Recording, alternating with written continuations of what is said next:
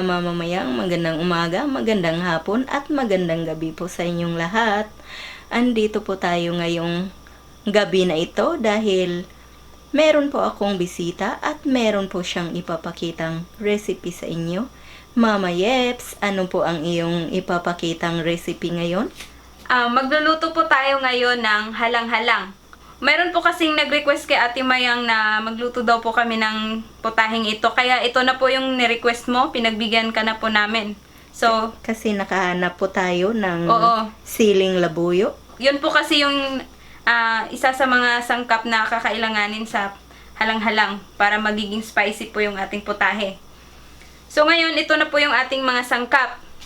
Meron po tayo ditong karne ng manok. Ang ginamit ko po dito yung chicken breast. Tapos po, native po ito na manok. Yan. Garlic or bawang. Luya. Red bell pepper. Sibuyas na puti. Durog na paminta. Spring onions. Sili na green. Tapos itong siling labuyo. Basil leaves, tanglad, dahon ng malunggay, asin, suka, toyo, cooking oil, at syempre po, maglalagay po tayo ng tubig para sa ating sabaw. Ngayon po, una po natin gagawin ay magpapainit lang po tayo ng oil dito sa ating kawali. Dahil magigisa po tayo ngayon.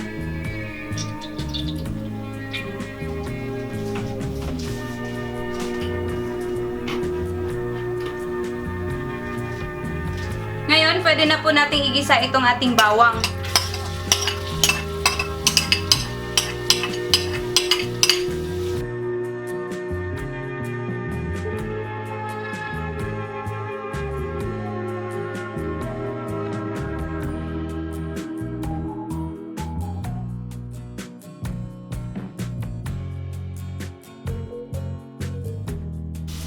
Ngayon po ay sunod ko na po itong ating luya.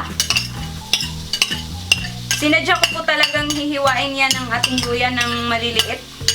Kasi mas gusto ko po na mangunguya yung luya. Dahil nakakatulong po ito sa ating sabaw na magiging medyo maanghang-anghang din.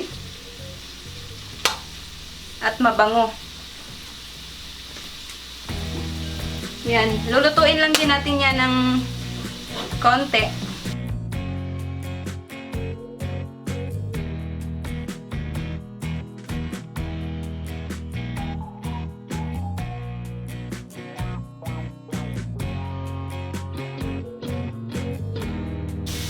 Ngayon ay pwede na nating isunod itong ating sibuyas na puti. Or kahit anong sibuyas po, yung pula, pwede rin po yun. Ito lang po kasi yung available ngayon dito sa amin, kaya ito yung ginamit ko.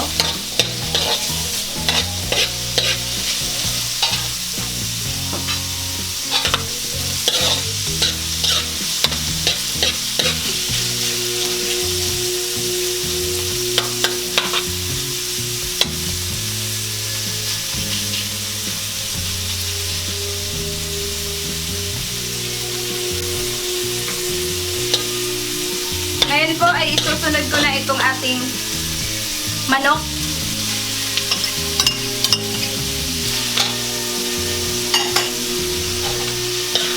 Ayan.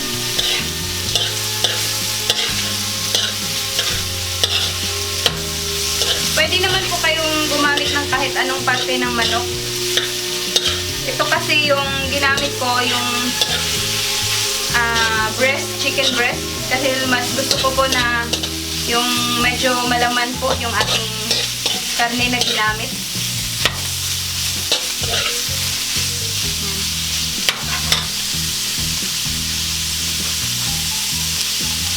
Ngayon ay lalagyan na po natin siya ng toyo.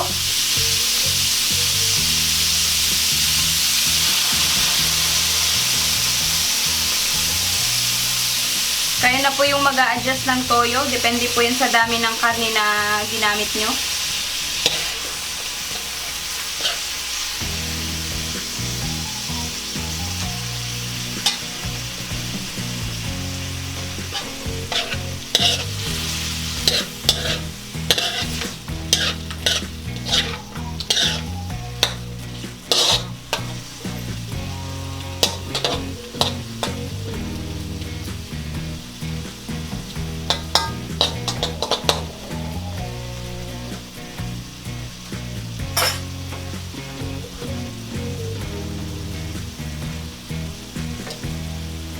ay pwede na nating lagyan ng sabaw o yung tubig para mapalambot na po natin itong ating karne.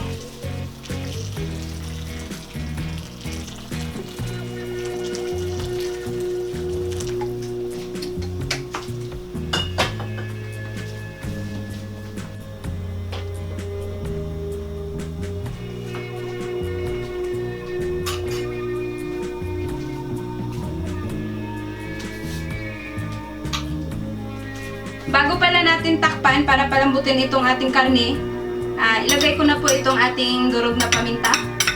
At saka, titimplahan na po natin siya ng asin para may lasa na po yung ating sabaw. So, yan.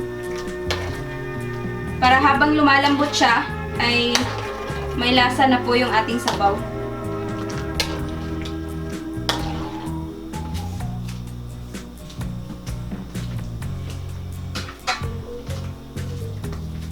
So ngayon, tatakpan na po natin para palalambutin. Yan na po pala nating ilagay itong ating tanglad. So yan, para mabango po talaga yung ating sabaw. So isasama po natin siya sa ating pagpapalambot ng ating karne. So yan, tatakpan ko siya ulit para lumambot yung ating manok. Ngayon po ay titingnan natin kung malambot na po yung ating karne.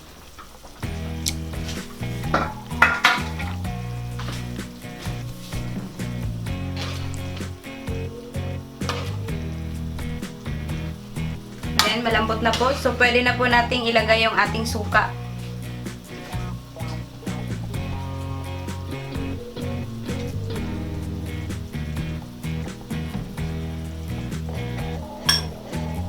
Lalagyan ko po siya ng mga 2 tablespoon.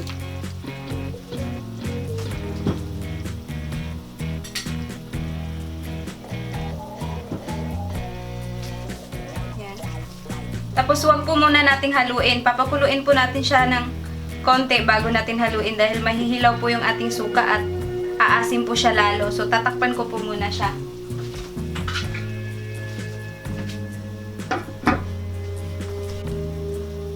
Ngayon pong kumukulo na yung ating sabaw ay pwede na po natin siyang hahaluin. So ngayon isusunod ko na po itong ating red bell pepper. Tsaka itong ating sili na green.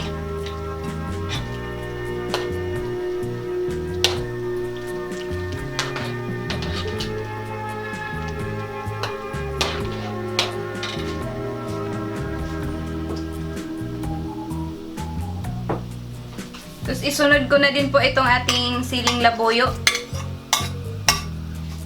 Yan, sabay-sabay na po para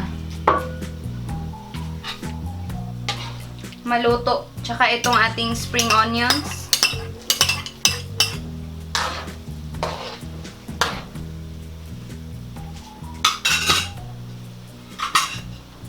Ngayon po, ilagay ko na itong ating malunggay. Bali, optional lang po itong malunggay kung gusto nyo pong maglagay. Mas gusto lang po kasi namin na para merong mga dahon-dahon na sa ating sabaw.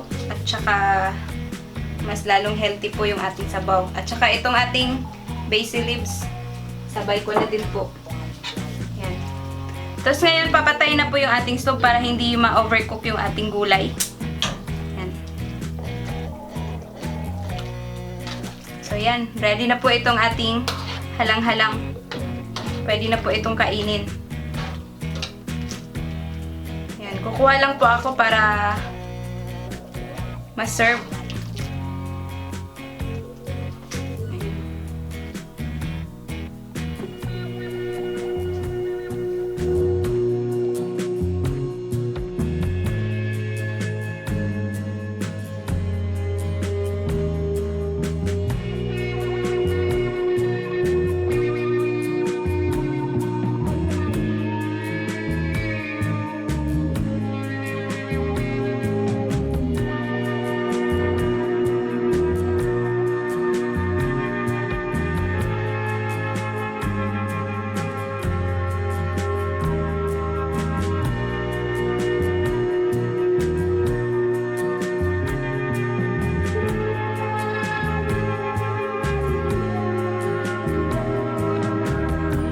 Ayan na po mga mamamayang ang ating halang-halang na ni-request ng isa po sa ating mga nag-comment.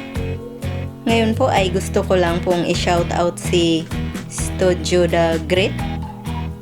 Sana po ay bisitahin nyo ang kanyang channel. Tsaka maraming salamat po sa inyong panunood at patuloy na pagsuporta. Ito po ang inyong Ate Mayang na nagsasabing, mabuhay!